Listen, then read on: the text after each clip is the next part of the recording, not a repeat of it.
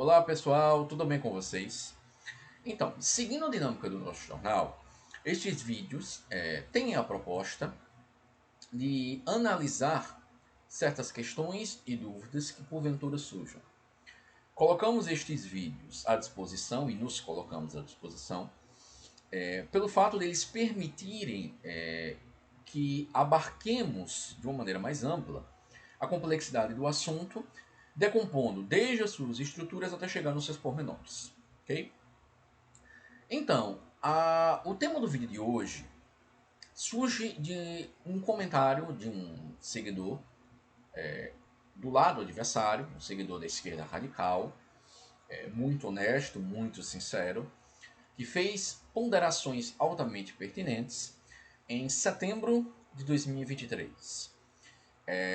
Fizemos até uma menção brevemente ali no Instagram, o respondemos no privado e decidimos dar um certo tempo para poder colocar isso numa análise mais complexa, mais abrangente, que faremos aqui neste vídeo, certo?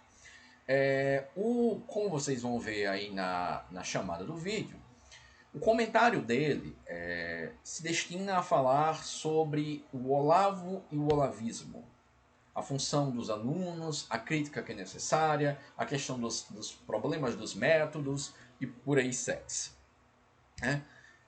Uma das críticas que vocês que nos acompanham sabem que realizamos desde 2022 é que havia uma necessidade de se separar Olavo de Carvalho, o filósofo Olavo de Carvalho, do movimento olavista. Da mesma forma que Marx não é o marxismo, era preciso entender que o filósofo Olavo de Carvalho não é o olavismo. Fomos o pioneiro nessa crítica, né? E tentamos levantar essa questão, tentamos problematizar a questão, para chegar até mesmo à compreensão da dimensão que é o filósofo Olavo de Carvalho na história da filosofia. Era impossível compreender Olavo o mesclando, o fundindo indistintamente com o movimento olavista. Até porque, como sempre reiteramos, e usando as palavras do próprio Mário Ferreira dos Santos, são os discípulos mais próximos que acabam destroçando a filosofia do professor, do mestre. E isso acontecia de maneira exacerbada com Olavo de Carvalho.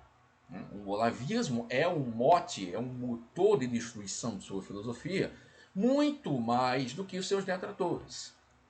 E tentamos sempre levantar essa crítica, há 2 anos estamos fazendo isso, estamos levantando uma crítica que não é uma crítica para embelezar ou fazer um produto, é uma crítica séria, pertinente, que tenta ir à radicalidade do problema.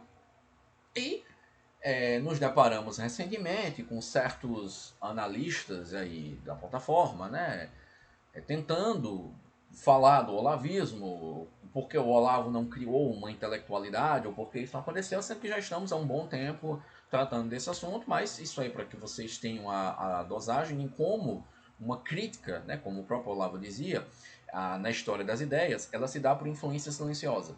Por mais que essas pessoas que estejam agora falando de olavismo, que estejam tentando entender por que o Olavo não formou essa elite intelectual, sejam pessoas que estão totalmente no polo oposto da vida intelectual que levamos, que colocamos aqui como mote de uma vida intelectual, como algo sério a ser discutido, essas pessoas que queira quer não acabam se influenciando pela crítica que é levantada, como até mesmo o marxiano Vladimir Saflater falava que a função da intelectualidade é pautar a gramática do ambiente, né?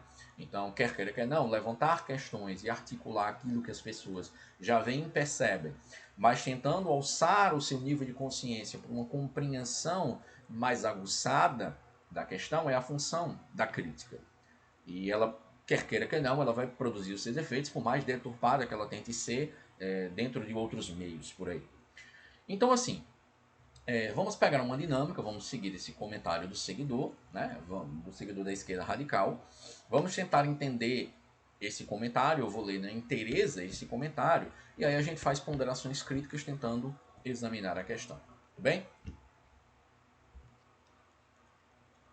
Pois bem, meus caros, o comentário ele foi feito em setembro de 2023, ou seja, do ano passado, certo?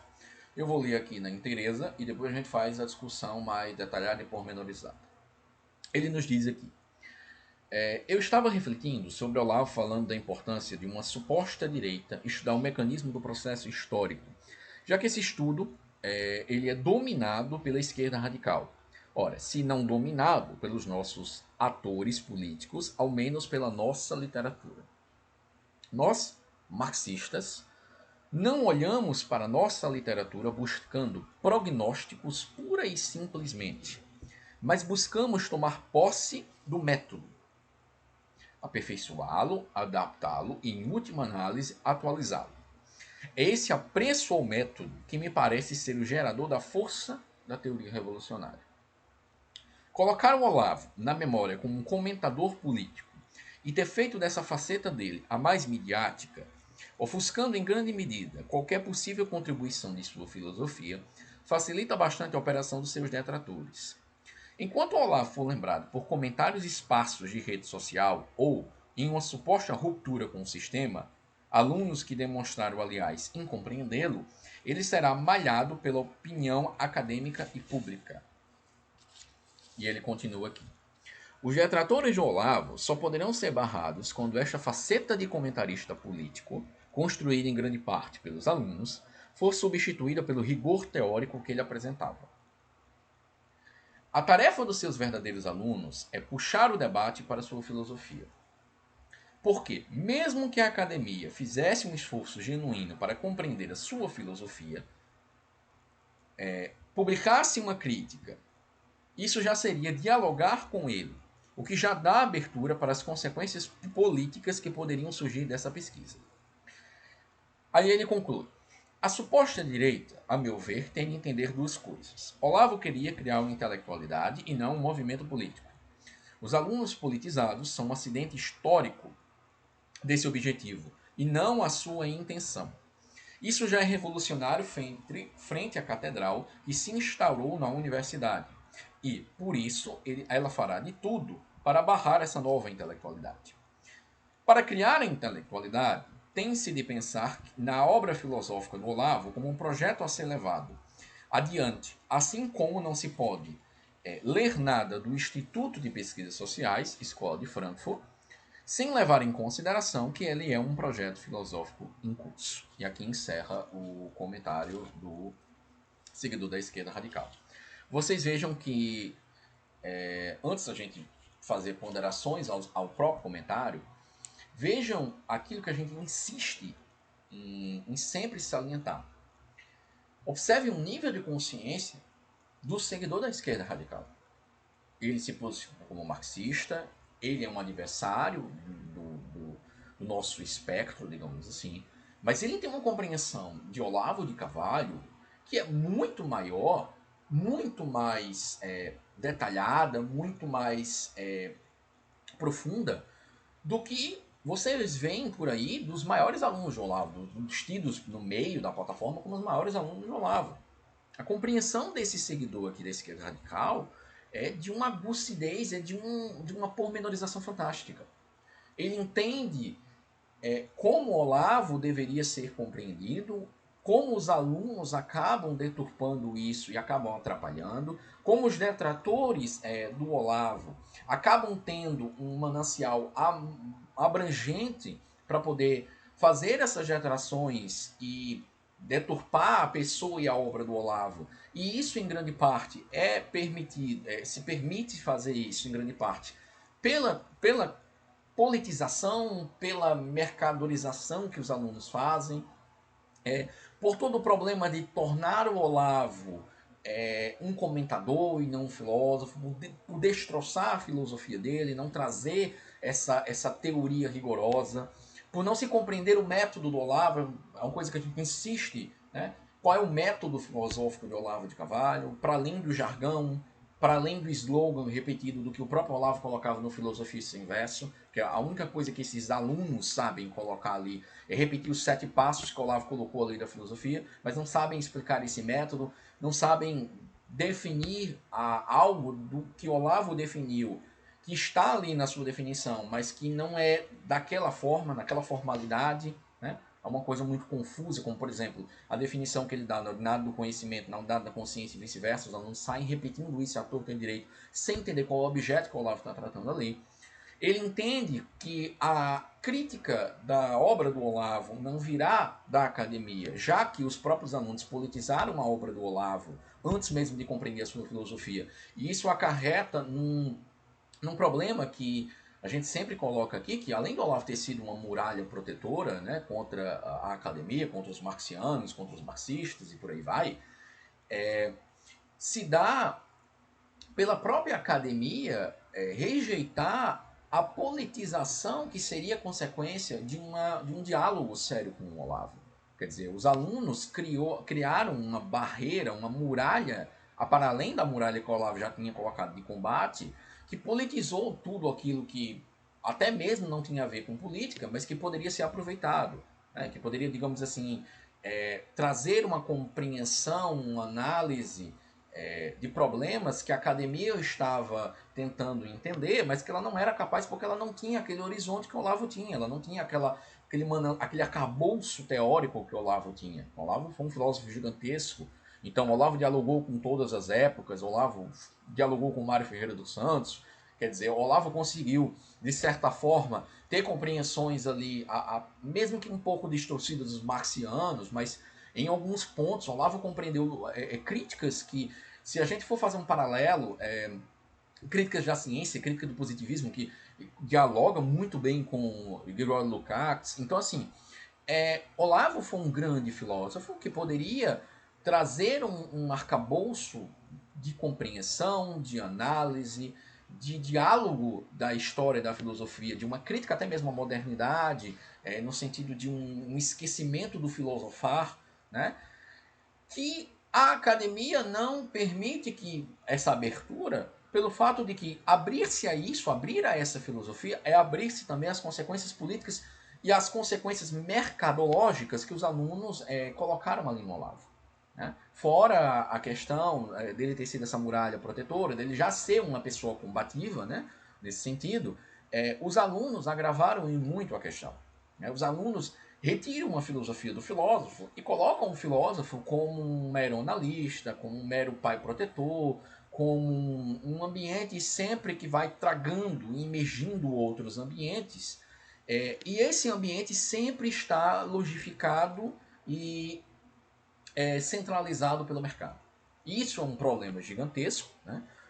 Existem as consequências também políticas, existem as consequências do mercado, e o seguidor aqui da esquerda percebeu muito bem isso. Quer dizer, a academia ela não vai fazer uma crítica honesta, sincera ao Olavo, não só pelo fato de ela ter inúmeros problemas, mas pelo fato de que fazer isso já é dialogar com a politização, já é trazer toda aquela pecha de bolsolavismo, de tudo que tem por aí, de todos os ministros, aspas, que o Olavo indicou, de tudo que ficou como peste no Olavo de Carvalho, que os alunos, infelizmente, agravaram isso de uma maneira, assim, problemática.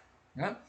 Então, posto isso, a gente tem que começar a pormenorizar e detalhar certas questões que ele colocou aqui.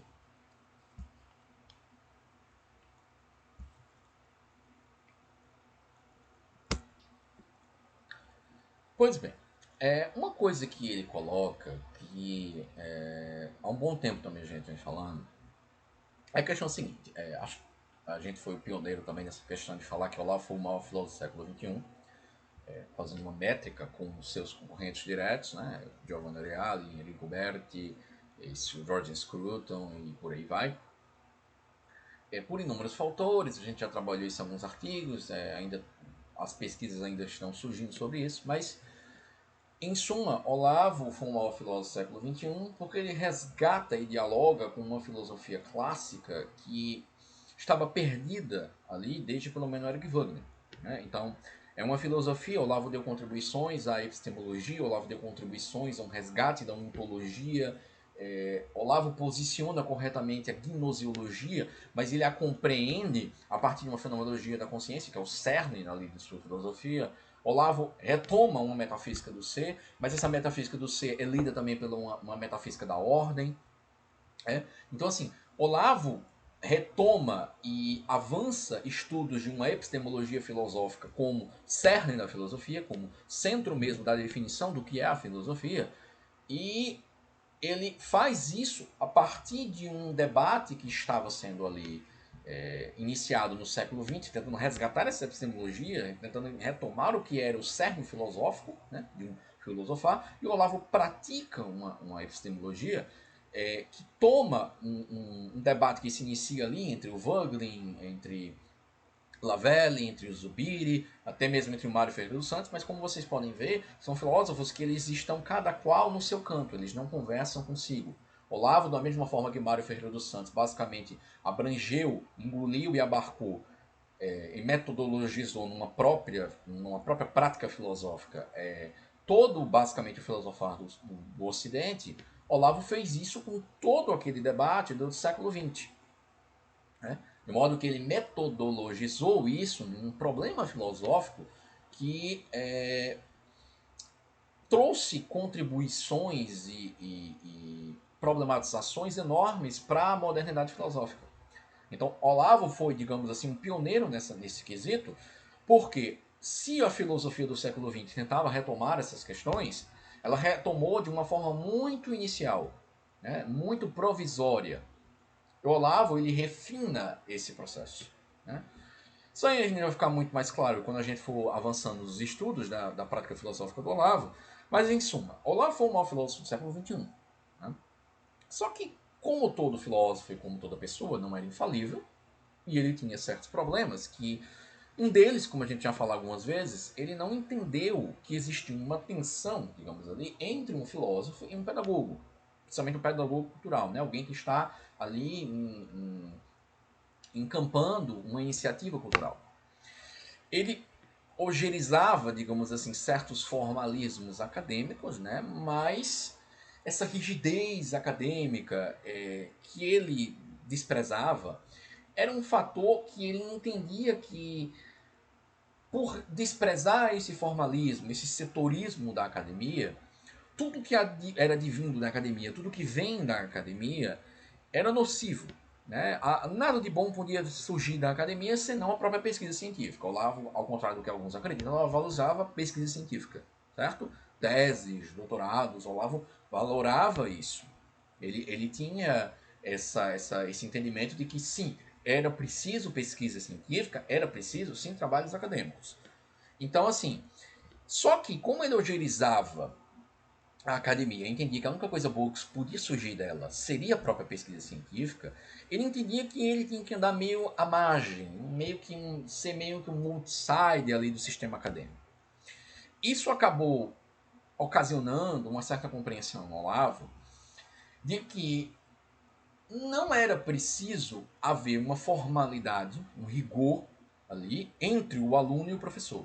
No COF, vocês vão ver por diversas vezes o Olavo falando que ele estava ali para ensinar o assunto, para dar um assunto. O que o aluno fizesse com aquilo, aí era problema dele. Ele não estava ali para conduzir o aluno, para dizer o que, é que o aluno tinha ou não fazer, para dar orientação moral, terapêutica no que, é que o aluno era ou não era, ou que não deveria ser.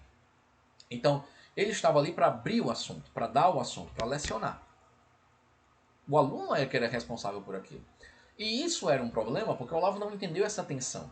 Né? Existe uma diferença entre uma formalidade acadêmica e o que ele fazia.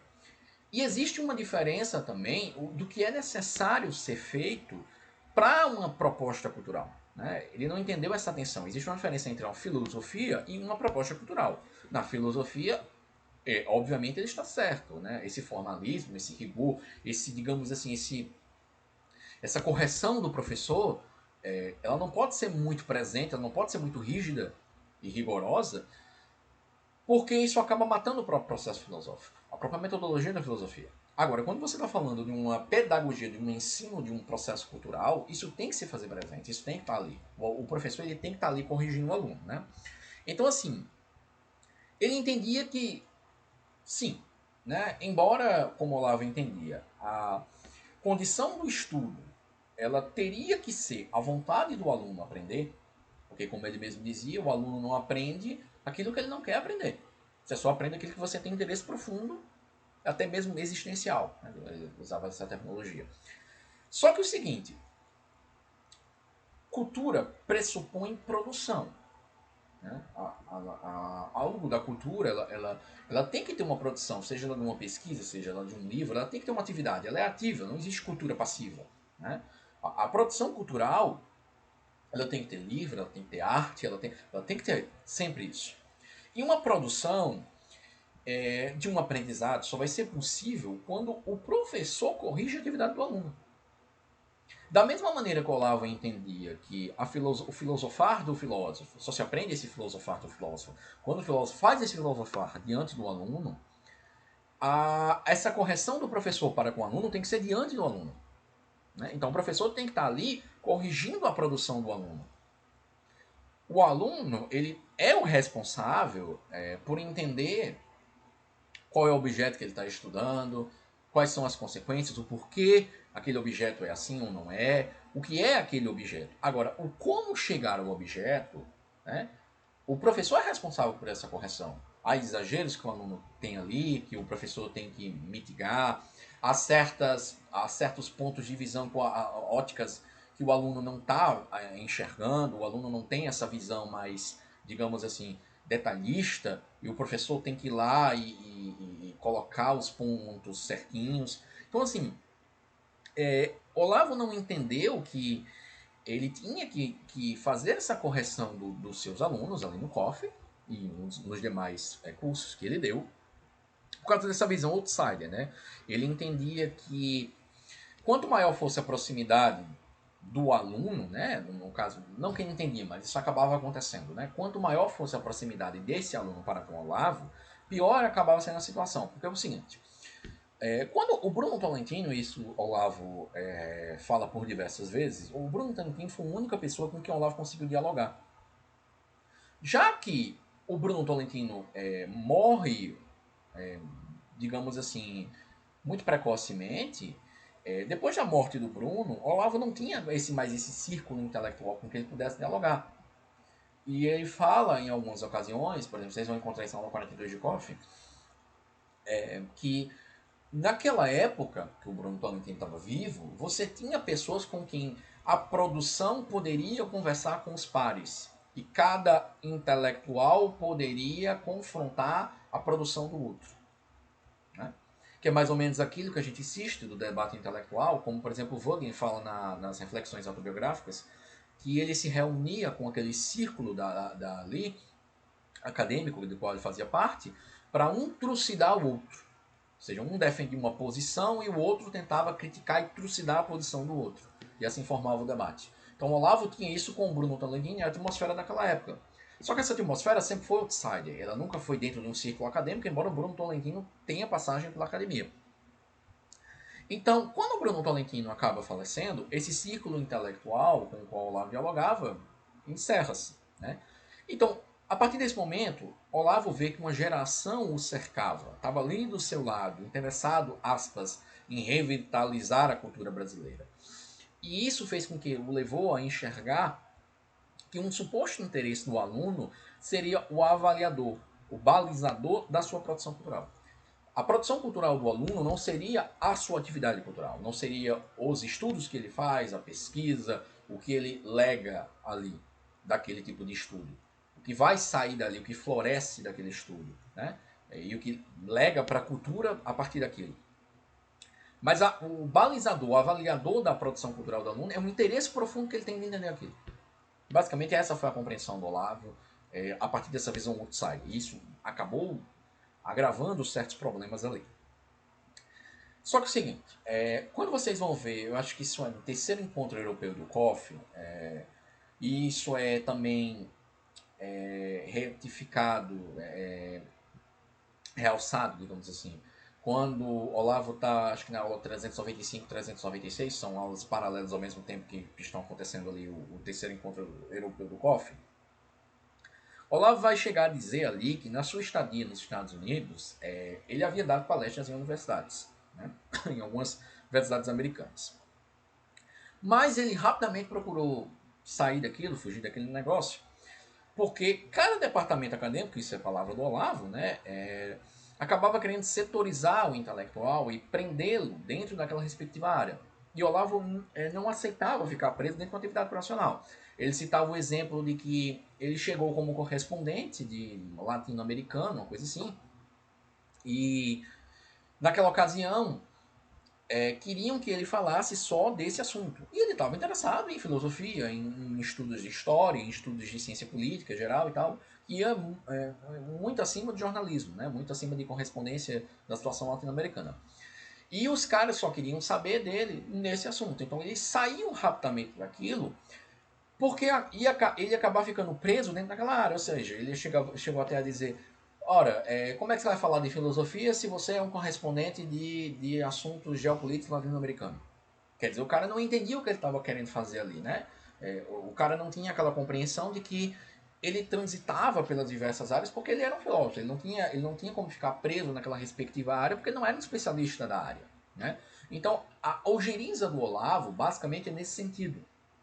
Ele rejeita esse formalismo departamentalista e setorista da academia, né?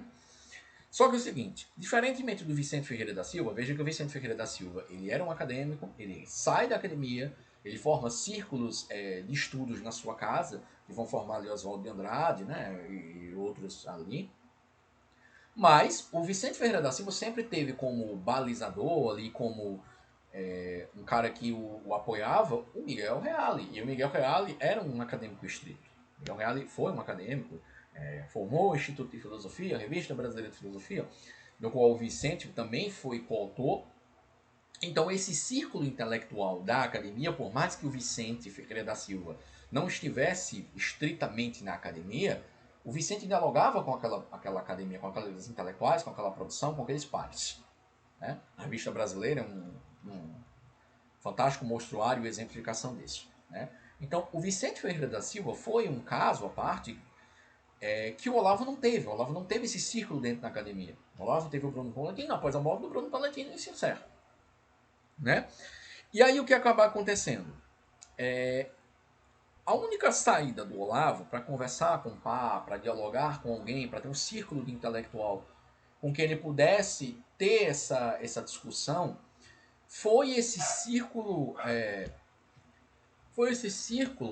de debates do outside americano, que a gente pode chamar até de sensacionalismo americano. Né? Você tem um exemplo da Jacqueline Knife, a Diana West, são casos assim muito recorrentes que o Olavo fazia esse diálogo intelectual que andava à margem do sistema acadêmico. Então era um círculo de debates outsider do sensacionalismo americano que americanizou demais, assim, digamos assim, não só a visão que o Olavo tinha de algumas coisas, mas até mesmo a própria literatura que o Olavo endossava.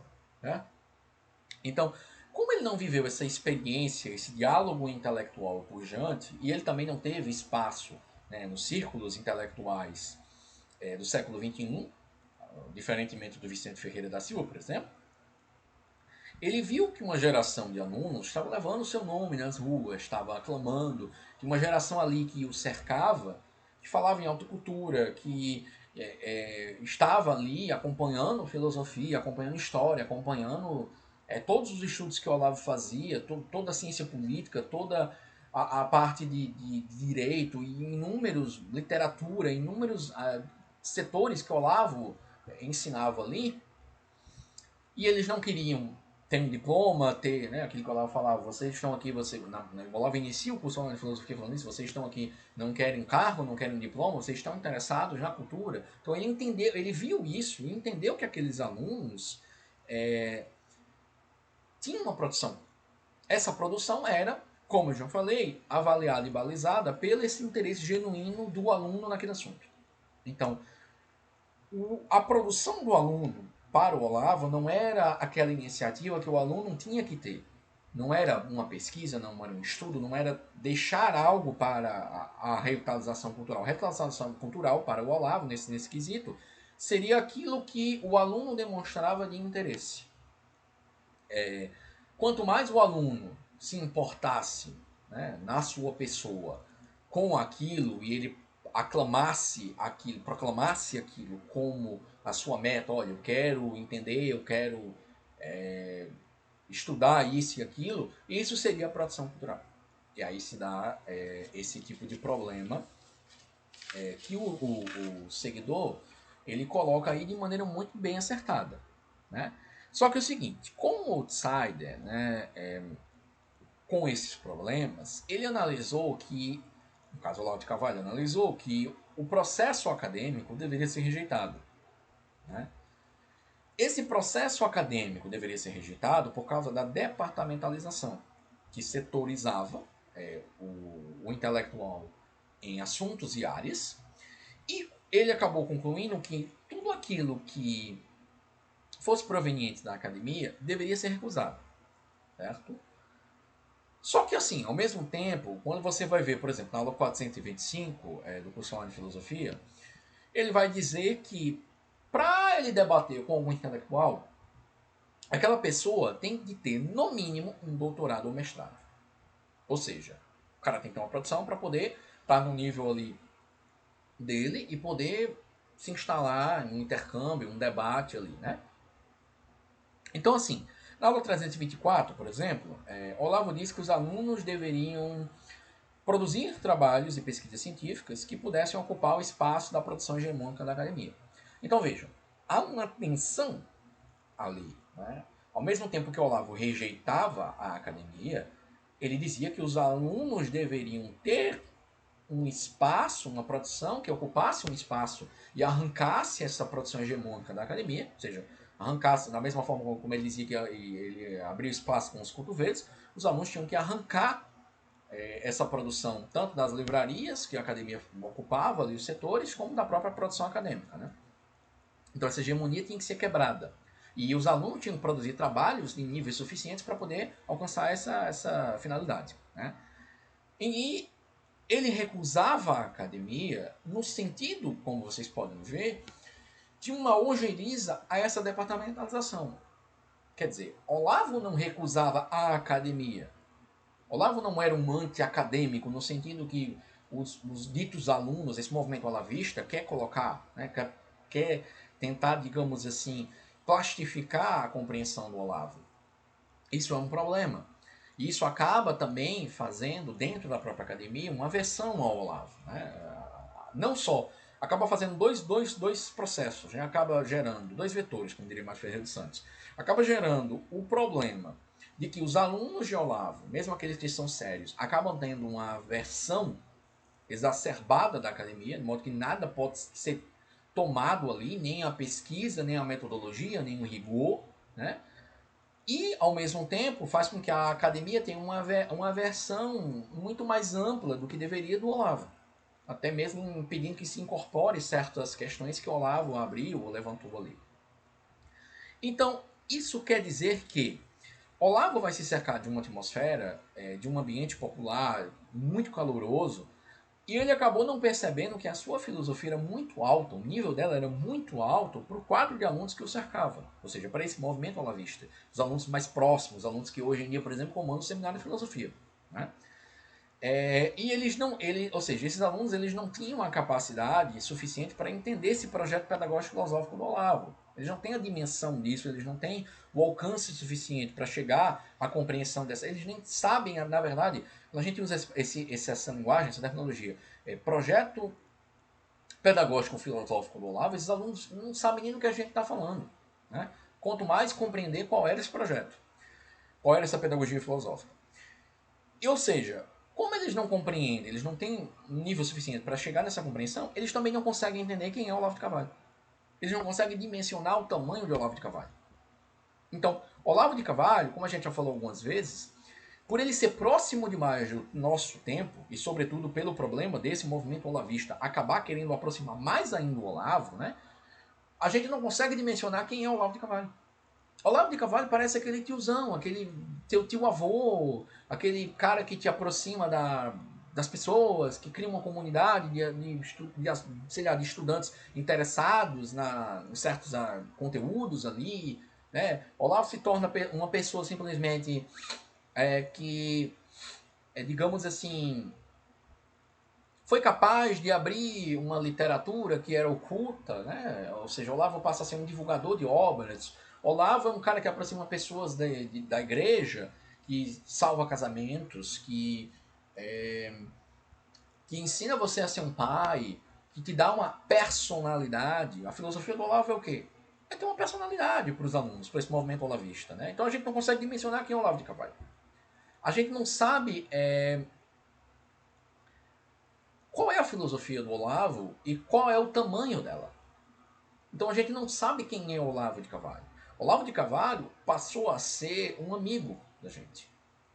Um amigo do nosso tempo, da nossa época. Um cara que salvou o Brasil. Então a gente não tem essa dimensão de quem foi Olavo de Carvalho e qual é o tamanho da sua grandeza. Certo? Isso acabou fazendo com que Olavo não visse que quanto mais ele aproximava, isso é outro problema, né? Quanto mais ele aproximava a sua linguagem filosófica dos seus alunos, ele seria ainda menos compreendido. Por um fator, a linguagem do aluno, desse tipo de aluno, principalmente esses alunos mais próximos desse movimento olavista, não é capaz de acompanhar o exame das questões que ele está tentando ensinar ali. Olavo simplificava demais, tentava chegar a linguagem no aluno, em vez de levar o aluno à linguagem. E isso acabava condensando, resumindo pontos de sua filosofia que acabou obscurecendo certas questões. Né? Ou seja, o que acaba acontecendo? Olavo entendeu que ele deveria simplificar aquela linguagem para que o aluno tivesse uma visão mais estrutural do que ele estava falando ali, ensinando ali. Só que o que acabava acontecendo? Para entender a experiência, era preciso que o aluno realizasse o processo que o próprio Olavo presumia e esperava dele. No caso dos alunos, né, que os alunos levassem em conta ali. Cada vez que o Olavo simplificava ou condensava essa linguagem, isso era meio que obstacularizado. Por quê? Quando ele simplificava ou condensava uma linguagem, isso ofuscava a profundidade imensa ali que estava subentendida na questão. Né? E essa profundidade é uma profundidade que tinha que ser cavada até que se chegasse ou transparecesse a experiência. Então, quando Olavo falava em questões como entes abstratos, por exemplo, né, os alunos acabam tomando a frase sem entender a profundidade que está ali subentendida. E eles acabam obscurecendo o que o Olavo quer falar com entes abstratos. Né? O ente abstrato passa a ser qualquer coisa que, digamos assim, sai de algo mais individual. É como se um ente abstrato... Se você estivesse falando de qualquer coisa que fosse um pouco mais generalizada, um pouco mais, digamos assim, mais universal, ela fosse abstrata. É como se, por exemplo, você não pudesse falar até mesmo em globalismo. Porque falar em sociedades globais, em entidades metacapitalistas ou coisas assim, é coisa muito abstrata. Nós temos que entender sempre o particular, nunca o universal. Só que essa questão entre universal e particular nunca está desassociada na filosofia do Olavo. Seriam até, como os marxianos chamariam, processos dialéticos. Né? Por isso que existe até um paralelo entre o Giorgio Lukács e o Olavo. Porque da mesma forma que o Lukács entendia que existe a verdadeira universalidade, entender o universal do universal na particularidade, Olavo entendia que o universal e o particular são modos de enxergar as coisas, mas que já estão presentes na própria coisa. Né? Então, são coisas que não podem ser separados, senão aí a gente fala assim de uma ótica abstrata. A abstração é quando você separa essas coisas para ver um ponto e escantear o outro, que era, o Olavo até usava a linguagem do Mário Ferreira dos Santos, que ele dizia que era virtualizar o outro. Né? Mas, por exemplo, entes abstratos é compreendido, um caso obscurecido desse fator que os alunos deveriam levar em conta, né? A coisa que está ali subentendida, o que está presumido na própria frase, na própria questão. E os alunos acabam obscurecendo e tomando entes abstratos como se fosse... Você não pode falar nada mais universal. Tudo tem que ser altamente particularizado, tudo tem que ser individualizado, quando não tem nada a ver com isso. Certo? Então, assim, ele acabou presumindo que os alunos fossem fazer esse processo de escavar, de chegar até a experiência, deixar a experiência transparecer, coisa que os alunos não foram capazes de fazer. Esse movimento olavista acabou, na verdade, obscurecendo ainda mais coisas que já eram ofuscadas quando Olavo tentava simplificar a sua linguagem. Então, assim, isso ainda se complexifica mais pelo fator de que Olavo, quando tocava em pontos da teoria marxiana, como eu falei no início, Olavo chegou a tratar de certos problemas marxianos, mas ele não conseguiu englobar a crítica marxiana na sua crítica política ou na sua análise social, digamos assim, né? Como a gente já falou, Olavo tinha a função de ser uma muralha protetora. A gente também foi pioneiro em colocar essa análise, né? Olavo era uma muralha protetora, uma muralha de combate contra a geração marxista, né, que ele chamava de marxista, do seu tempo. E ele identificava essa geração marxista do seu tempo como um tipo de ameaça à tradição da alta cultura. Como ele queria, o seu projeto de vida, da pedagogia cultural dele, era revitalizar a alta cultura, ele enxergou nos marxistas, como ele via, um empecilho a essa revitalização. Um decaimento da cultura, digamos assim, pela atuação da esquerda. Até ele chegava até a falar que a própria esquerda decaiu, né? Ele estava, por exemplo, no caso do Jacob Boehme, do Raymond Fowler e tudo mais. E ele dizia que essa esquerda decaiu daquilo que era da geração dele, né? Então ele viu que essa geração do seu tempo marxista era uma ameaça à alta cultura. E ele não conseguiu incorporar certos problemas ou questões marxianas, né? Até mesmo a nomenclatura, o Olavo não conseguiu pegar mesmo. Até mesmo na crítica que os marxianos fazem ao modelo acadêmico. Há uma crítica muito interessante dos marxianos à própria setorização da academia, digamos assim, né? Então é o seguinte, essa influência do Olavo, quando você vê, por exemplo, da questão da transparência da experiência, né? Ou dessa questão dele pegar certos problemas da teoria marxiana, mas não conseguir englobar essa teoria na sua análise, acabou fazendo com que o outsider, ele como outsider, né? Rejeitando a academia, combatendo os marxistas ao mesmo tempo, né? Ele teria de tomar a base de uma bibliografia que o permitisse chegar ou ter um ciclo de compreensão mais amplo.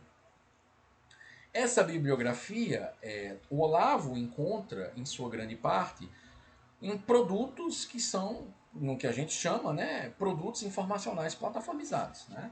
Olavo vai encontrar, digamos assim, essa boa parte dessa literatura bibliográfica numa lógica de mercado, né?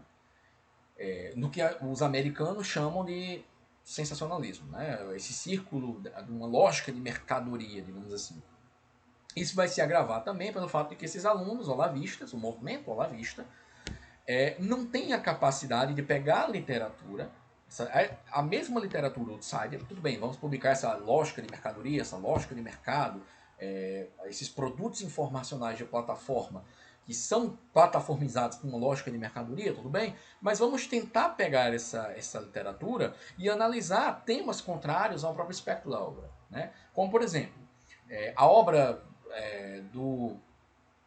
do marxismo cultural ali que por exemplo a Vide está trazendo, ou até do Peter Crift, que fala as besteiras sobre salvar o Ocidente, daquela do o declínio do Ocidente, questões de globalismo, da escola de Frankfurt, por exemplo. Tem uma do Christian Turrede, se eu não estou enganado, que a gente até analisou no Instagram, que é da escola de Frankfurt.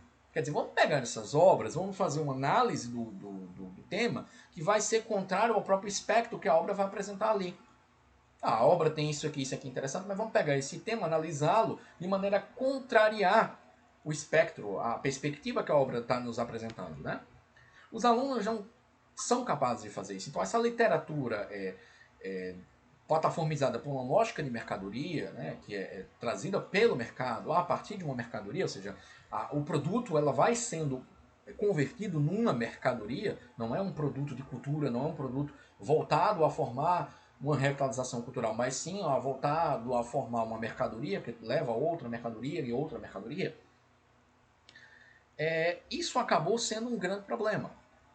E isso também traz uma outra questão, que é o seguinte: o movimento olavista, por não ter essa capacidade de compreensão, acaba plastificando as lições de um Olavo num dispositivo replicável, ou seja, num modelo linguístico informacional. Se ele é um modelo linguístico informacional, um dispositivo replicável, a filosofia de Olavo de Carvalho não é senão o modo ou estilo que ela vai expressar e comunicar. Vocês vão ver por aí alunos do Olavo, desse movimento olavista, dessa imbecilidade coletiva da direita, enaltecendo o Olavo como filósofo, não pela sua filosofia ou o seu filosofar, mas sim pela capacidade que ele expressava a filosofia. Então, no caso, a linguagem, né, como falamos, a linguagem dele ia até o aluno. Era simplificada para que o aluno compreendesse aquele problema filosófico, digamos assim. Então, Olavo é um filósofo e tem uma filosofia pela maneira como ele comunicou a filosofia. Esse é o dispositivo. É como os alunos dispositivam um Olavo, né, numa rede linguística, numa questão de informação que ela pode ser replicável. Ou seja, toda pessoa pode ler Olavo de Carvalho, toda pessoa pode entender Olavo de Carvalho, toda pessoa pode compreender Olavo de Carvalho e compreender, por sua vez, a filosofia, porque Olavo de Carvalho, na sua filosofia, era simplesmente expressá-la de maneira que todos pudessem entendê-la, todos pudessem comunicá-la, facilitar a compreensão da filosofia. Né? Então, nesse dispositivo olavista, veja que, como a gente fala, se havia um problema na bibliografia que o Olavo trouxe dessa questão de produtos informacionais plataformizados pela lógica da mercadoria, né? O próprio dispositivo, ou seja, o próprio Olavo é plastificado numa mercadoria. O Olavo vira uma mercadoria, ele vira um dispositivo de mercado. Né? Então, assim, o dispositivo que os olavistas acabam convertendo a filosofia do Olavo faz com que Olavo seja um filósofo e tenha uma filosofia por permitir o acesso e leitura de um escrito filosófico. E essa compreensão desse escrito permite com que aquelas ideias e aquele estilo filosófico seja facilitada. Então, Olavo facilita a compreensão e o acesso ao estilo e às ideias daquela obra filosófica, certo? Olavo, nesse sentido, ele muda a filosofia pela maneira como, de modo intenso ou impactante, claro, ele vai expressar a filosofia. E isso faz da sua filosofia, da sua própria obra filosófica, um produto. Como falamos, uma lógica de mercadoria. Porque ele vai ser, então, um guia informacional, um modelo linguístico de informação que é replicável e, replicando, habilita qualquer um, desde o intelectual, desde o estudioso, até o tio da padaria, até as tias de Zap, por exemplo, entender de filosofia. Não só a filosofia do Olavo, mas a filosofia como um todo. E aí a gente está numa situação ainda mais dramática, digamos assim. Quer dizer, os olavistas, esse movimento olavista, ele é um câncer na filosofia de Olavo de Carvalho, pelo fato de que o filosofar de Olavo é recusado. Esses alunos, eles desprezam a filosofia de Olavo de Carvalho. E desprezam a própria filosofia no sentido que Olavo mesmo entendia. Quer dizer, o desejo que provoca ou suporta uma tensão, né? Isso ele fala em dialética simbólica, né? Entre a razão e a experiência. Ou seja, o filosofar, o filósofo, ele busca, ele provoca essa tensão entre a razão e a experiência, ou, como ele também entendia, manter-se numa firmeza na incerteza, ou seja, manter-se firme na incerteza e buscar a dúvida ou desconforto. O intelectual é alguém que ele busca pelo desconforto e ele aceita ficar no desconforto. Né? Os alunos, o movimento olavista, eles não têm essa paixão por essa busca, por essa firmeza da incerteza. Pelo contrário, eles desprezam isso, certo? Então eles vão dispositivar o filosofar de Olavo num produto, num ambiente informacional, como a gente já falou, num modelo linguístico de informação, que é um produto, digamos assim, terapêutico da vida. Né? Os olavistas vão respeitar o Olavo, o que eles vão respeitar do Olavo é a capacidade do ambiente Olavo, desse ambiente informacional, desse modelo de linguagem Olavo, impulsionar aquele sujeito que o estuda a uma melhoria de vida, a uma paternidade, a uma personalidade, a uma proximidade com Cristo, a uma compreensão do caos político, os N ambientes que isso vai acabar proporcionando, assim como de ser capaz de permitir inseri-los em outros ambientes reexecutados. Quer dizer, cada ambiente vai se executando em outro ambiente em todos os instantes de vida. Olavo é um ambiente que vai disponibilizar e inserir ambientes que vão reexecutando outros ambientes. Né? Então, como o próprio Silvio Grimaldo falou uma vez, que a gente até analisou isso nos destaques dos Istros, não é o que você vai fazer pela filosofia do Olavo, como o próprio seguidor da esquerda radical coloca. Né? Ou seja, dá um rigor e uma problematização ao método que vai sendo legado e continuado. Não é você que tem que dar essa contribuição. Trazer aquele rigor teórico da filosofia do Olavo de Carvalho e mostrar a academia, arrombar os muros da academia, mostrando que a dimensão de quem é o Olavo de Carvalho, de quem foi a sua filosofia, e de que o seu filosofar é uma compreensão do debate filosófico moderno que não tem como ser, digamos assim, colocado de escanteio. A academia tem que sim engolir o Olavo de Carvalho. Ela tem que sim entender o Olavo de Carvalho. Ela não pode colocar o Olavo de Carvalho de escanteio simplesmente pelas suas consequências políticas. Não tem como fazer isso porque os alunos não querem saber do método filosófico, como disse o próprio Silvio Grimaldo. Quer dizer, não é o que você vai fazer pela filosofia do Olavo, é o que o Olavo vai fazer por você. É o que você vai fazer com o que o Olavo te deixou, pela sua própria vida. Ou seja, Olavo é um produto terapêutico de vida. Ele é um ambiente que vai te agenciar a uma melhoria de vida, a uma proximidade com Cristo, a uma revitalização da sua vida religiosa, da sua vida realmente católica, de uma personalidade que você vai ter. A compreensão dos alunos é que uma mera erudição, a filosofia do Olavo traz uma mera erudição para aquele cidadão comum. E isso já é a filosofia do Olavo de Carvalho. Tornar o cidadão comum um pouco mais erudito é a obra filosófica de Olavo de Carvalho. E aí é o movimento olavista. Aí é como o movimento olavista destroça a filosofia do Olavo de Carvalho, de modo que se ele não for separado, se não houver, como a gente coloca aqui, caminhos críticos para separar esse movimento olavista, entendendo que ele não é Olavo de Carvalho, não há salvação para colocar Olavo de Carvalho como um filósofo. Olavo de Carvalho vai ser apagado da história da filosofia, se a gente não compreender a grandiosidade do seu filosofar. Né? Então, não existe, nesse sentido, dessa forma, a possibilidade de uma crítica radical a esse filosofar de Olavo de Carvalho. Né? Quais são as problemáticas do método, como o seguidor da esquerda radical coloca, quais elementos ele não conseguiu enxergar, quais foram as tensões que o Olavo se defrontou, até mesmo para a gente poder dimensionar, como eu falo no início, a sua prática filosófica na história da filosofia. Como eu falo, Olavo foi um século XXI por diversos fatores que têm que ser dimensionados e compreendidos. E isso tem que ser colocado dentro da história das ideias e ao longo da própria história da filosofia. Olavo foi um filósofo que debateu com as grandes questões do século XX e ele legou uma pedagogia filosófica, uma epistemologia filosófica ao século XXI, que basicamente é o pilar de todo o filosofar que podemos ali fazer ao longo da nossa geração. Da mesma forma que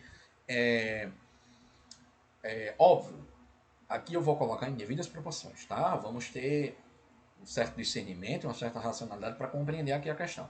Da mesma forma que Platão e Aristóteles foram um pilar da filosofia do Ocidente, da mesma forma que Mário Ferreira foi o pilar de toda a filosofia do século XX ali, que foi capaz de entender não só a filosofia do seu tempo, mas de englobá-la a partir de todo o filosofar anterior, toda a filosofia do Ocidente, né? Por isso que Olavo dizia que ele conversava de igual para igual com Sócrates e Platão.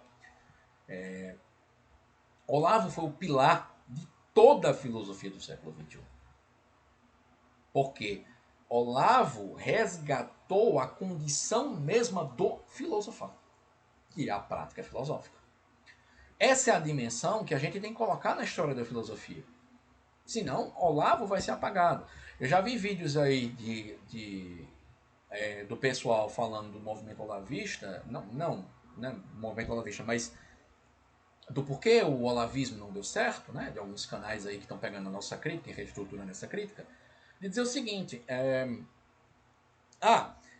Olavo vai ser compreendido mesmo por aqueles que não levam o seu nome. Olavo vai ser compreendido pelos grandes autores que ele colocou. Quando a pessoa lê Vogelin, quando a pessoa lê Lavelle, ela vai saber que aquilo é um legado do Olavo. Só que é um problema. Quando isso acontecer, na nossa geração, ou seja, aqui a gente volta à questão da contemporaneidade, a gente sabe que quem abriu esse leque de bibliografia, por mais que tenha uma bibliografia problemática, como eu já falo aqui dessa literatura de Side, trouxe esse resgate filosófico foi o Olavo de Carvalho, né? A nossa geração sabe disso, mas a produção lá na frente, quando um cara faz um mestrado, um doutorado, publica um livro sobre Vogelin daqui 20 anos, quem vai estar ali não é o Olavo de Carvalho, é Eric Wander, é Luiz Lavelle. E a geração daqui a 20 anos que vai estudar a obra daquele cara que publicou um livro, um doutorado, qualquer coisa que seja assim, uma pesquisa, não vai saber, porque ela não vai ser contemporânea, ele não vai ser contemporâneo como nós somos dessa geração do Olavo. Né? Nós vimos o filósofo diante de nós, como ele mesmo dizia. Aquela geração não vai ter isso. Se o Olavo não for trabalhar enquanto os seus problemas filosóficos, enquanto o seu método, enquanto as tensões que ele defrontou ali,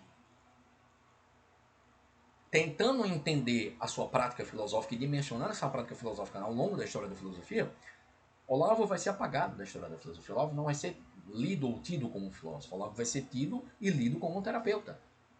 Da mesma forma como ele falava do João Alfredo César Miller. Veja, o João Alfredo César Miller só é lembrado por causa de Olavo.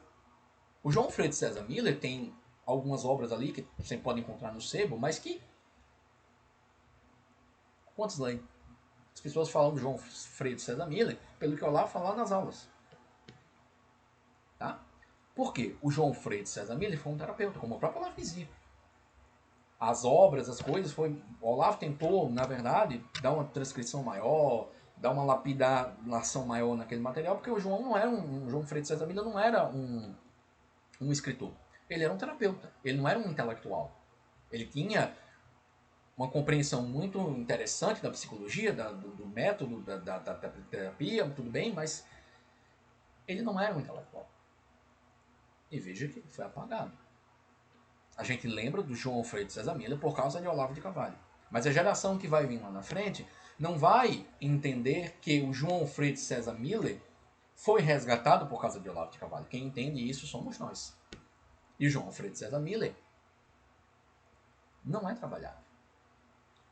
Olavo vai acabar sendo algo muito pior do que isso. Olavo vai ser um terapeuta de vida, alguém que vai ser altamente criticado pela própria academia, pelos seus detratores, que tem uma massa crítica enorme de produção em cima dele, como a gente já mostrou e provou no Tratado Expositivo da Incompreensibilidade e Crítica Acadêmica ao Olavo de Carvalho, que Olavo está sendo interpretado não só como pessoa, mas a própria obra. As referências da obra de Olavo estão sendo interpretadas pelos seus detratores. Isso é altamente problemático. Então é o seguinte, a gente não vai conseguir dimensionar o Olavo na história, o Olavo não só vai ser compreendido daqui 20, 30 anos como um filósofo, o Olavo vai ser compreendido como alguém que ajudou vidas, que ajudou pessoas, que ajudou as pessoas da igreja, o Olavo vai ser compreendido como, talvez como um cientista político, e olhe lá. Quer dizer, olha a dramaticidade que a gente vivencia aqui, por causa, sim, do movimento olavista. Né? Então é o seguinte, qual é a dimensão do Olavo? Por exemplo, o que é a unidade do conhecimento não dá para a consciência e vice-versa, como eu coloquei já como exemplo. Olavo nunca explicou essa terminologia de modo formalizado. Ele usava conceitos iniciais, entendendo que o próprio aluno, isso é textual no Olavo, o Olavo fala isso. Os alunos deveriam depurar o material inicial e provisório dessa investigação. Isso cabia ao aluno. Citava diversos exemplos, como o próprio Edmundo Husserl. Os alunos foram aqueles que levaram o material provisório a uma certa depuração. Foram os alunos que formalizaram aquilo que o Edmundo Husserl estava no seu processo inicial da investigação. Até mesmo porque ele compreendia a filosofia dessa forma. Como ele mesmo dizia, o filósofo usa conceitos provisórios para poder tentar chegar na situação. Mas esses conceitos eles vão tentando se refinar conforme ele vai, a situação vai se mostrando cada vez mais. Só que, como ele é o primeiro a tentar alcançar a situação, ele não tem como dar um conceito muito bem fechado sobre aquilo. E isso cabe aos alunos formalizar. Então, o que é a unidade do conhecimento na unidade da consciência e vice-versa? Você vê que diversos alunos falam nisso, dão essa definição de filosofia, mas não sabem de que objeto ela se trata. Então, os olavistas, eles tomam a frase como se a frase fosse coisa, como se ela fosse algo pronto e acabado, como se ela fosse um objeto, sem entender que por trás dela ali tem um objeto que deve ser estudado e trazido e levado adiante, digamos assim, né? Eu vou dar um exemplo disso. Se a gente pegar, por exemplo, a aula 34 do COF, isso até uma aula que a imbecilidade coletiva que comanda hoje o seminário de filosofia colocou ali como divulgação, né, como produto ali no Instagram, a gente vai encontrar um exemplo muito claro do que é essa questão dos alunos dispositivarem o Olavo num modelo linguístico que é replicado como algo pronto, fechado e acabado, como se a frase e aquela linguagem fosse a coisa. A gente vai tratar isso agora. Pois bem, meus caros, na aula 34 do COF, vocês vão encontrar o Olavo dizendo o seguinte: para nós, não existe o não intelectual, o não filósofo.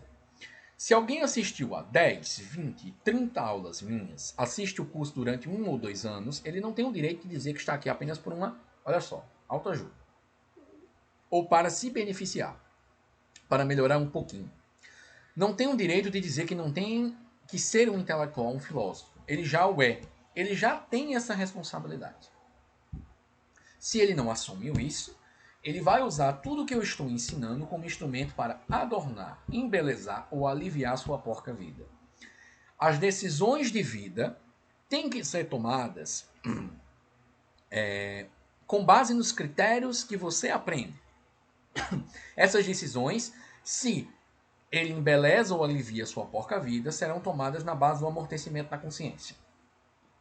Mais na frente, Olavo vai citar exemplos de casamento, de como é que se relaciona com a paternidade e tudo mais, essa questão de que o estudo tem que estar na sua vida.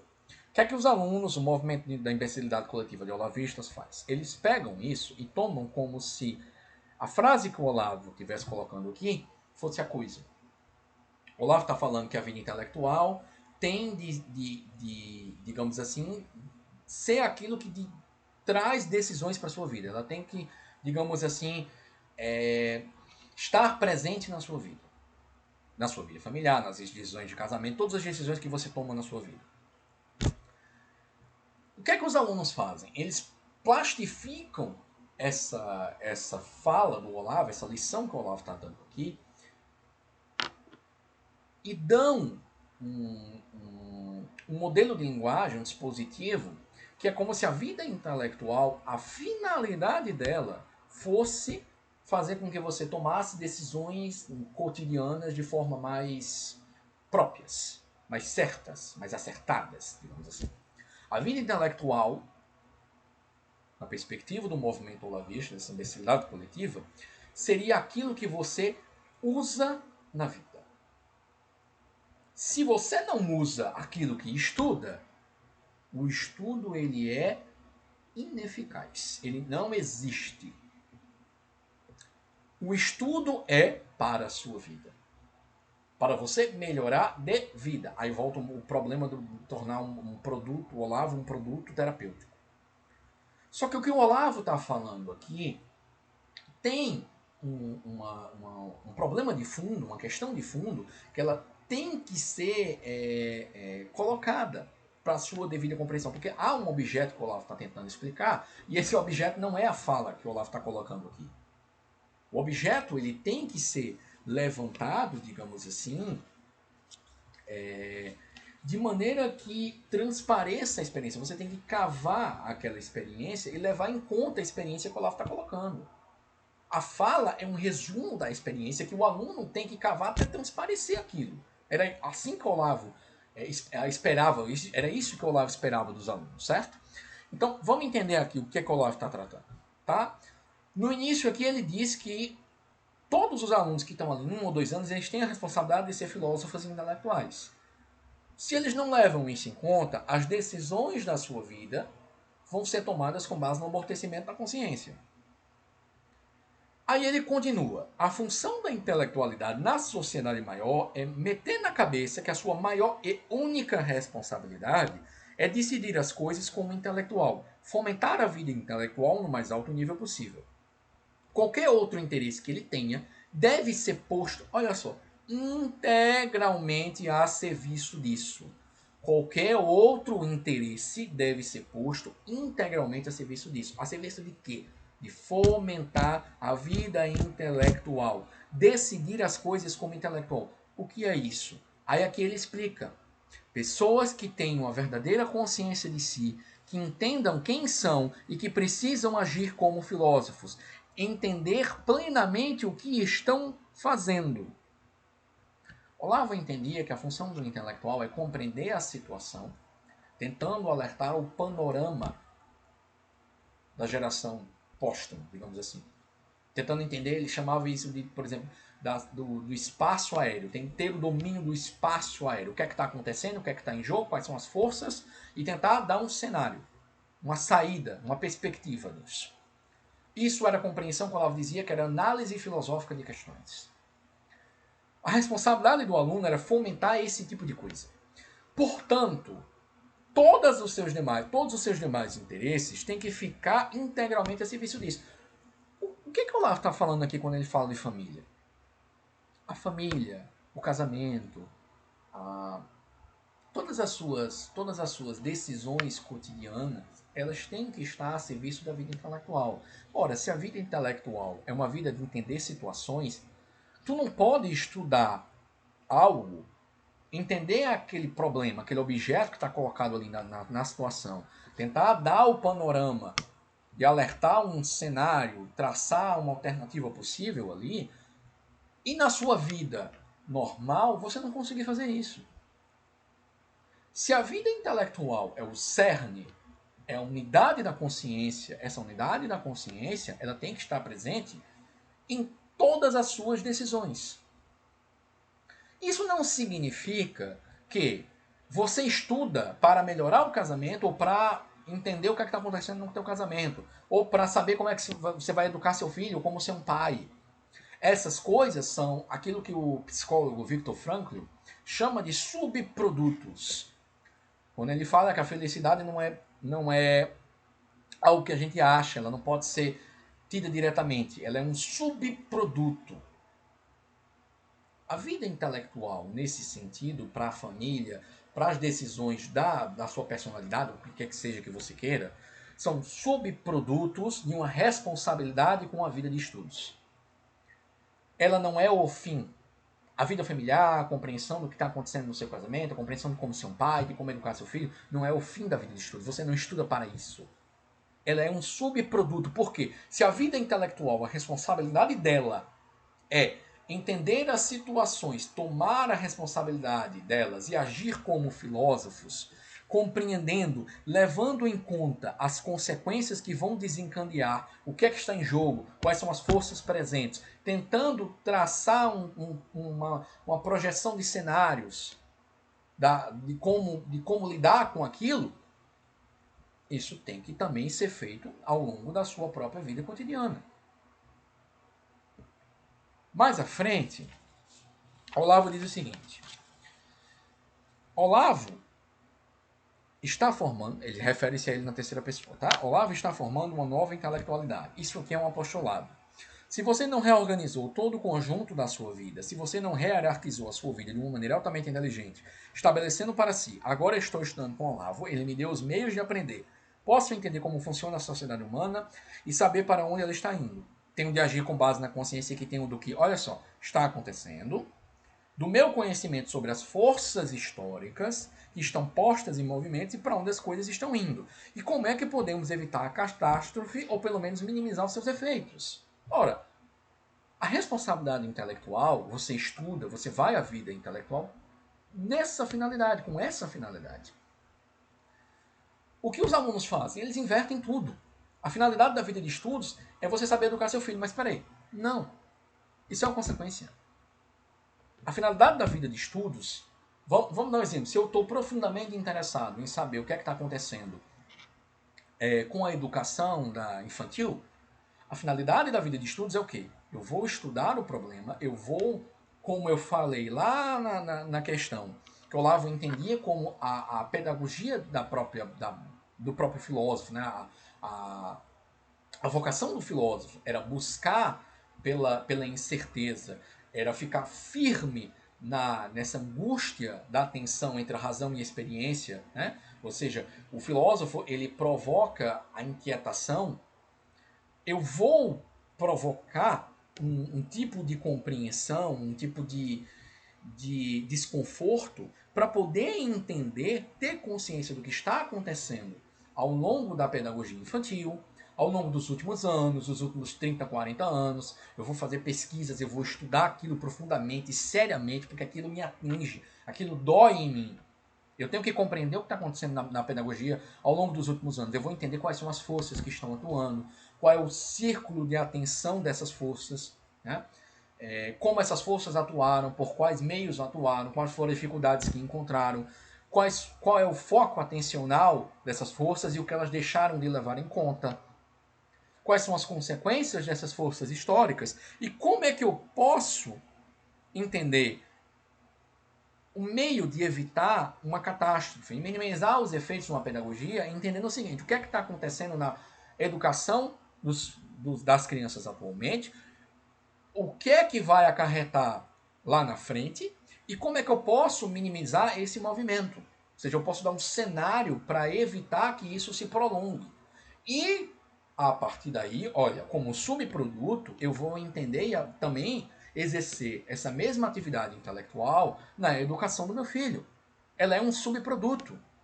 A partir do estudo e da pesquisa que eu fiz, da responsabilidade intelectual que eu tenho de me formar como intelectual, como o Olavo disse que é a responsabilidade de quem estuda com ele, eu vou também tomar essas decisões que eu tomei na minha pesquisa, no meu estudo, na minha produção intelectual, na educação do meu filho. Outro exemplo que a gente pode citar aqui, veja, se eu estou lendo Luiz Lavelle, e eu encontro a explicação de amor em Luiz Lavelle, que o Lavelle ele nos diz que, eu me deparo com essa citação do Lavelle, de que o amor o amor é doar-se ao outro, deixando que o outro se reconheça como outro. Ou seja, é reconhecer, deixar o outro ser aquilo que ele é, sem que ele se subordine a mim e sem que eu me subordine a ele. Quando eu leio essa frase, eu tenho de entender a experiência que o Lavelle está trazendo ali. Eu tenho que deixar transparecer isso em mim mesmo. Eu não posso ler aquilo lá. O amor é abrir-se ao outro, é doar-se ao outro, deixando que o outro seja ele, sem que ele se subordine a mim ou eu me subordine a ele. Tá, mas o que é isso? Aí eu leio isso durante 30 minutos, 2 horas, e nas minhas decisões na vida, eu não levo em conta aquilo que eu estudei. Ora, se eu tenho uma pesquisa, eu entendo o que está acontecendo ali, eu entendo a experiência que o Lavelle está me trazendo do amor, e isso é uma unidade, essa unidade de conhecimento faz a unidade de mim mesmo. É por essa verdade inteligida que o intelecto, a pessoa consciente, a personalidade, ela vai agir no mundo. É por meio daquele conhecimento, daquela verdade que foi entendida e compreendida, que você vai inteligir e decidir as suas ações. Portanto, eu não posso ler o que o Lavelle me explica sobre o amor e não me doar ao outro. Por isso que o Olavo dizia, as decisões que o filósofo toma, que o intelectual toma, fazem parte da interpretação que ele dá à sua filosofia. Porque se ele profere algo, aquela fala, aquela sentença, tem que ser uma sentença para ele, existencialmente. Se eu critico, vamos dar um exemplo aqui no nosso caso. Se aqui no Jornal Cidadania nós criticamos a lógica de plataforma, que muitos de vocês cobram, às vezes, que a gente faça um grupo de WhatsApp, um grupo para que a gente tenha um diálogo na plataforma, se a gente diz que a plataforma não é um meio disso, ela não é um meio de diálogo, ela não é um meio de exercício de uma atividade intelectual, a nossa crítica tem que ser exercida contra nós mesmos. Aquilo que a gente profere tem que sustentar a crítica contra si própria. Se não, a gente não está levando em conta o que a gente fala. E o que a gente fala é simplesmente uma coisa que vai adornar a nossa vida. Uma coisa, uma curiosidade interessante e tal. Não é uma coisa que tem importância existencial para aquele que a profere. O que Olavo fala de responsabilidade familiar, de casamento, de tudo e etc, etc, não é que você vai estudar para isso, com essa finalidade. A vida intelectual não tem essa finalidade. A vida intelectual tem o seu objeto próprio, que é entender as questões, as dúvidas, as apercepções do mundo, de você mesmo, dos problemas, da verdade, do que é o homem, do que é a existência e de inúmeras questões. Só que quando você apreende essa experiência, ela se transparece para você, você chega naquela experiência, chega naquele objeto, aquilo ali é uma unidade pela qual você vai inteligir as suas decisões. É uma unidade pela qual você é você. Então eu não posso entender que o amor é uma doação e não levar isso em consideração quando eu amo alguém. É aquilo que o Olavo falava, por isso que o Olavo dizia que o amor não é um sentimento, é uma decisão profunda, um estado existencial. O amor é uma doação, é doar-se ao outro, deixar que o outro reconheça-se, deixe ser ele mesmo, sem que ele se subordine a mim ou que eu me subordine a ele. Eu tenho que levar isso em consideração quando eu amo alguém, quando eu amo alguma coisa. Porque eu aprendi isso, isso unificou o meu conhecimento e vai ser essa unidade, essa verdade pela qual eu tenho uma unidade de mim mesmo. É por ela que eu vou agir e tomar decisões. Então, o meu casamento, a minha família, a minha paternidade, a minha vida com Cristo, a minha vida religiosa, tudo isso é subproduto do que eu aprendo e do que eu deixo transparecer daquela experiência intelectual. A experiência intelectual é o fim. É tomar a responsabilidade disso e o subproduto é você também decidir conforme você chegou àquele objeto. Porque se você chegou e aprendeu aquela verdade tem que ser uma verdade também para você, existencialmente para você. Ela se exerce contra você. Só que os alunos não têm compreensão disso. Para os alunos, a vida intelectual é a vida que tem que ter utilidade prática. É uma vida, um estudo que tem que ter utilidade prática na sua própria vida. Sendo que não é isso que o Olavo está ensinando aqui. Só que vejam, qual é o problema? Tem o problema dos alunos não terem a capacidade intelectual para compreender essa coisa que o Olavo esperava que eles levassem em consideração, essa experiência que está subentendida aqui, está no fundo. E tem um problema que o Olavo simplifica essa linguagem. Né? Vocês pegarem, por exemplo, há textos que o Olavo, até mesmo sem conhecer, né, que é a transcrição do seminário, de algumas aulas do seminário de filosofia, nos anos anteriores, os anos 90 e 98, 97, anos 2000, o livro é de 2000, né? Vocês vão ver que a linguagem do Olavo não era tão facilitada assim. Tinha, sim, o Olavo sempre tentou ter uma linguagem mais acessível, mas não era dessa forma. Olavo acabou simplificando e condensando demais e não entendendo o problema que isso iria acarretar, porque ele se cercou dessa atmosfera de olavistas e achou que esses olavistas tinham condição de acompanhar o que ele estava fazendo aqui. E isso é o problema. Se a gente não tomar consciência disso, se a gente não criticar esse movimento, e se a gente não começar a traçar um panorama do que está acontecendo, de como é que esse movimento tá se dando, e de como é que o próprio Olavo dizia aqui, né, com essas palavras, mitigar a catástrofe ou minimizar os seus efeitos, separando o Olavo de Carvalho do olavismo, dessa imbecilidade coletiva da direita, não há esperança para a intelectualidade que floresceu a partir de Olavo de Carvalho. Essa elite intelectual ela jamais vai surgir. Também tem o problema de que Olavo não entendeu essa tensão, ele não fez a correção dos seus alunos, ele não corrigiu a produção cultural, ele meio que confundiu filosofia, o método da filosofia e como se leciona a filosofia com o ensino de uma iniciativa cultural e o que era necessário fazer para que essa elite cultural surgisse.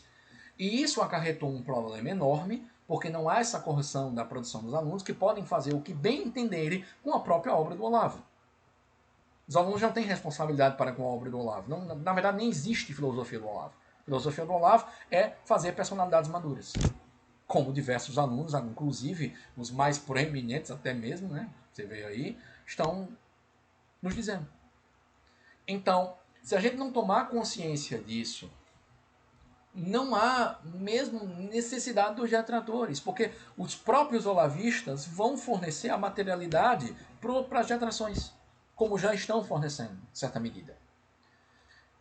Então, ou a gente toma consciência disso, como alunos de Olavo de Carvalho, como carvalhianos, como estudiosos sérios da filosofia do filósofo Olavo de Carvalho, ou não vai haver esperança para que Olavo de Carvalho seja compreendido como um filósofo, tendo um filosofar de uma das maiores práticas filosóficas de todo o debate filosófico moderno. Isso jamais pode ser entendido, isso jamais pode ser dimensionado, se a gente não tomar consciência crítica de que é necessário separar o olavismo de Olavo de Carvalho. E que os alunos sérios, têm essa função, sim, crítica, de criticar radicalmente o movimento olavista, destroçando-os antes que eles destrocem a filosofia de Olavo de Carvalho, e criticar radicalmente a filosofia do Olavo no sentido mais próprio da terminologia de crítica, de compreender, de examinar aquilo que foi a sua filosofia, os problemas dos seus métodos, o que ele enxergou, o que ele deixou de enxergar, como é que a gente pode continuar esse filosofar, como é que a gente pode formalizar esses problemas, como é que a gente pode formalizar essa metodologia, como a gente pode ver as tensões ali, como é que a gente pode, digamos assim, deixar transparecer essas tensões que o Olavo vivenciou e por aí segue.